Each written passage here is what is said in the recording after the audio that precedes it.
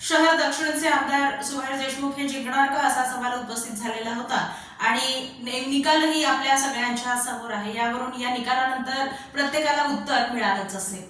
दुश्मन का दुश्मन अपना दोस्त होता है असे राजकारणात बोलले जाते। तशी अनेक राजकीय उदाहरणे देता येतील।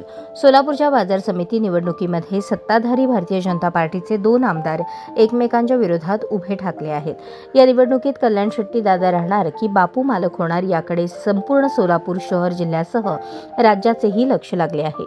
सोलापूर कृषी उत्पन्न बाजार समिती ही उत्तर सोलापूर आणि दक्षिण सोलापूर तालुक्याच्या कार्यक्षेत्रात येते। या दोन्ही तालुक्यांमध्ये सोसायटीवर माजी आमदार दिलीप माने आणि दक्षिणचे नेते सुरेश हसापुरे यांचे वर्चस्व आहे। या निवडणुकीत तब्बल 11 जागा या सोसायटी मतदारसंघातून निवडून द्यायच्या आहेत। त्यामुळे सोसायटीवाल्यांचेच सर्वस्व राहते हे ओळखून आणि आपल्या विधानसभा मतदारसंघातील 35 गावचे कार्यक्षेत्र पाहता भाजपचे आमदार सचिन कल्याण शेट्टी यांनी या निवडणुकीत उडी घेतली आहे।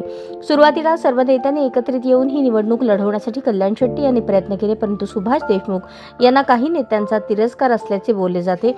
तसेच पुत्रप्रेमापोटी सुद्धा त्यांनी ही निवडणूक लावल्याची चर्चा राजकीय वर्तुळात रंगली आहे। भाजपच्या कार्यकर्त्यांची ही निवडणूक असल्याचे ओरडून सांगताना सुभाष देशमुख यांनी पॅनल उभा केला। त्या पॅनलमध्ये दक्षिण तालुक्यातील बोरामणी येथील काँग्रेसचे माजी पंचायत समिती सदस्य धनेश अचलेरे यांना त्यांनी सहभागी केले आणि निवडणुकीसाठी त्यांची मदत घेतली।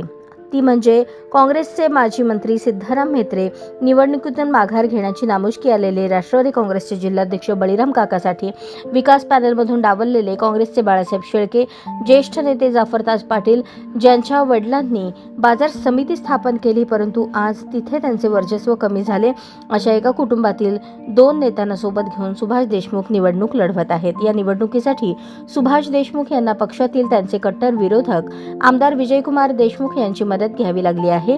त्यांनी सहकार्य करावे म्हणून ते त्यांच्या निवासस्थानी आणि कार्यालयातही जाऊन आले आहेत। मुळात या दोन्ही तालुक्यात विजयकुमार देशमुख यांचा बाजार समितीमध्ये त्यांना मानणारा मतदार नाही, त्यांची सोसायटी नाही किंवा त्यांच्या ग्रामपंचायती नाहीत, त्यामुळे त्यांचा बापूंना कितपत फायदा होणार हा सुद्धा मोठा प्रश्न आहे।